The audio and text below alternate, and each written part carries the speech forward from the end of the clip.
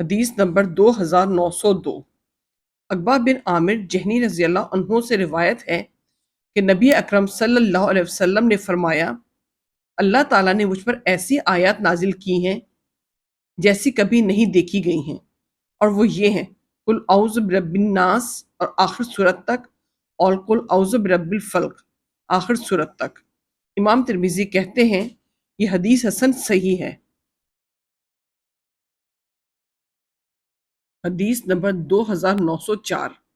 ام المومنین عائشہ رضی اللہ عنہا کہتی ہیں کہ رسول اللہ صلی اللہ علیہ وسلم نے فرمایا، جو شخص قرآن پڑھتا ہے اور قرآن پڑھنے میں مہارت رکھتا ہے وہ بزرگ پاک باز فرشتوں کے ساتھ ہوگا، اور جو شخص قرآن پڑھتا ہے اور بڑی مشکل سے پڑھ پاتا ہے، پڑھنا اسے بہت شاق گزرتا ہے، تو اسے دوہرا اجر ملے گا۔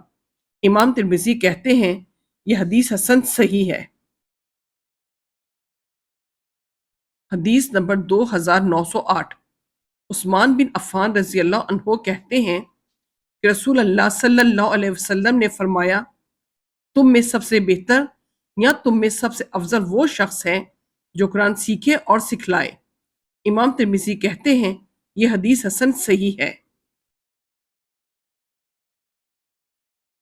حدیث نمبر 2909۔ علی بن ابی طالب رضی اللہ عنہ سے روایت ہے، رسول اللہ صلی اللہ علیہ وسلم نے فرمایا، تم میں سب سے بہتر وہ شخص ہے جو قرآن سیکھے اور سکھلائے۔ امام ترمذی کہتے ہیں اس حدیث کو ہم علی بن ابی طالب کی روایت سے، جسے وہ رسول اللہ صلی اللہ علیہ وسلم سے روایت کرتے ہیں، صرف عبد الرحمن بن اسحاق کی روایت سے جانتے ہیں۔ حدیث نمبر 2914۔ عبداللہ بن عمر رضی اللہ عنہما سے روایت ہے کہ نبی اکرم صلی اللہ علیہ وسلم نے فرمایا، قیامت کے دن صاحب قرآن سے کہا جائے گا، قرآن پڑھتا جا اور بلندی کی طرف چڑھتا جا، اور ویسے ہی ٹھہر ٹھہر کر پڑھ جس طرح تو دنیا میں ٹھہر ٹھہر کر ترتیل کے ساتھ پڑھتا تھا۔ بس تیری منزل وہ ہوگی جہاں تیری آخری آیت کی تلاوت ختم ہوگی۔ امام ترمذی کہتے ہیں یہ حدیث حسن ہے۔ حدیث نمبر 2915۔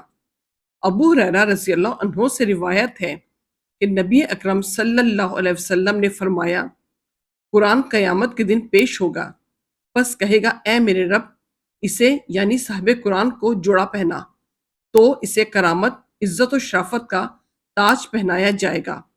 پھر وہ کہے گا، اے میرے رب، اسے اور دے، تو اسے کرامت کا جوڑا پہنایا جائے گا۔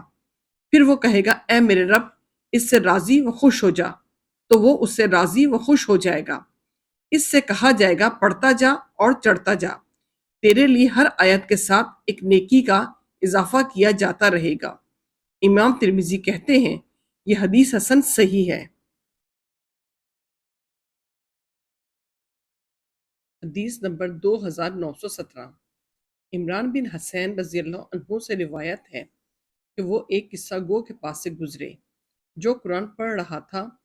پڑھ کر وہ مانگنے لگا تو انہوں نے کہا، ان للہ و انا الیہ راجعون۔ پڑھا، پھر کہا، میں نے رسول اللہ صلی اللہ علیہ وسلم کو کہتے ہوئے سنا ہے، جو قرآن پڑھے تو اسے اللہ ہی سے مانگنا چاہیے، کیونکہ ان قریب کچھ لوگ ایسے آئیں گے جو قرآن پڑھ پڑھ کر لوگوں سے مانگیں گے۔ امام ترمذی کہتے ہیں یہ حدیث حسن ہے۔